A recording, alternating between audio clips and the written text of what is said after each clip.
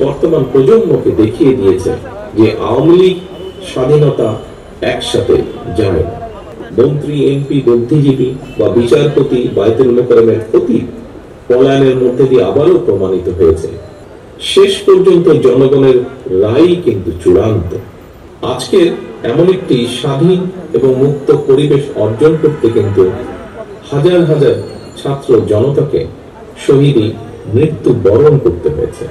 বিগত পলাতক স্বৈরাচারের সময় আমরা দেখেছি গণমাধ্যমের প্রতিটি শাখায় অধিকাংশ ক্ষেত্রেই বস্তুনিষ্ঠতা প্রায় হারিয়ে গিয়েছিল। স্বৈরাচারের বিরুদ্ধে জুলাই আগস্টের গণ অভ্যুত্থানে কমপক্ষে ৬ জন সাংবাদিক শহীদ হয়েছে। অপহরণ, আয়নাঘর কিংবা অবাঞ্ছিত ফোনের আতঙ্কমুক্ত পরিবেশে সুন্দর একটি সম্মেলনে উপস্থিত হতে পেরেছি এবং আপনারা সক্ষম হয়েছেন এরকম একটি সুন্দর সমাবেশ আয়োজন করতে।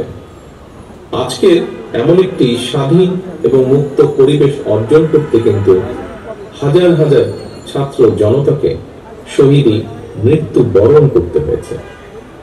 আহত হয়েছেন অসংখ্য মানুষ।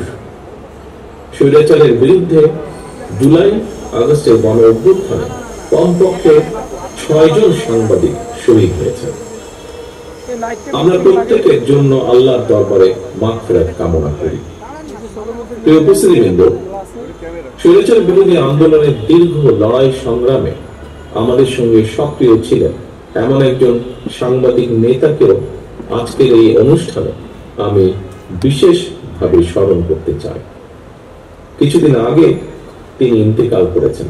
তিনি সারা দেশের সকল সাংবাদিকের কাছে পরিচিত মরহুম রুহুল আমিন গাজী। আমি আল্লাহর দরবারে তার আত্মার মাগফিরাত কামনা করছি। ফ্যাসিবাদী বিরোধী আন্দোলনে হতাহত সাংবাদিকদের সহায়তা করতে আমাদের যথাসম্ভব দলীয় উদ্যোগ রয়েছে। হতাহত সাংবাদিক এবং তাদের পরিবারকে সহায়তা করতে বিশেষ উদ্যোগ গ্রহণের জন্য আমি বর্তমান অন্তর্বর্তীকালীন সরকারের প্রতিও আহ্বান জানাই।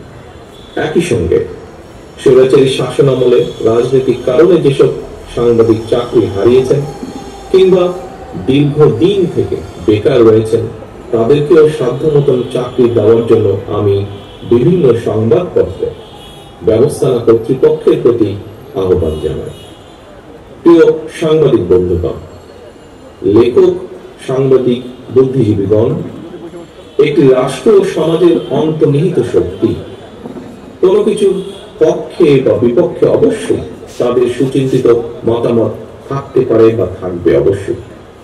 তবে আমি এই মুহূর্তে এই বিষয়ে কোনো একাডেমিক আলোচনায় না গিয়ে বরং বিশেষ করে সাংবাদিক সমাজের বন্ধুদের কাছে আমার একটি ব্যক্তিগত মতামত তুলে ধরতে চাই এবং তা হলো সাংবাদিকতায় মনে হয় বস্তুনিষ্ঠতা বজায় রাখা অনেক বেশি গুরুত্বপূর্ণ। বিগত পলাতক স্বৈরাচারের সময় আমরা দেখেছি গণমাধ্যমের প্রতিটি শাখায় অধিকাংশ ক্ষেত্রেই বস্তুনিষ্ঠতা প্রায় হারিয়ে গিয়েছিল। লেখক, সাংবাদিক, বুদ্ধিজীবী কিংবা যে কোনো মানুষের মধ্যেই যে কোনো বিষয়, যে কোনো ইস্যুতে দ্বিমত, ভিন্ন মত থাকতেই পারে এবং এটি গণতান্ত্রিক সংস্কৃতির সৌন্দর্য। তবে ভিন্ন মত অথবা ভিন্ন দ্বিমতকে শত্রুতা কিংবা নির্লজ্জ দলাদলিতে পরিণত করলে কি পরিণতি হতে পারে গত ১.৫ দশকে দেশের জনগণ এটি হাড়ে হাড়ে টের পেয়েছে। পলাতক স্বৈরাচারের সঙ্গে সঙ্গে তার অবৈধ মন্ত্রী, এমপি, বুদ্ধিজীবী বা বিচারপতি বায়তুল মোকাররমের প্রতি প্রেস ক্লাবের সভাপতি, সম্পাদক কিংবা কতিপয় সাংবাদিকের পলায়নের মধ্যে দিয়ে আবারও প্রমাণিত হয়েছে অবৈধ রাষ্ট্র শক্তি নয় বরং শেষ পর্যন্ত জনগণের রায় কিন্তু চূড়ান্ত।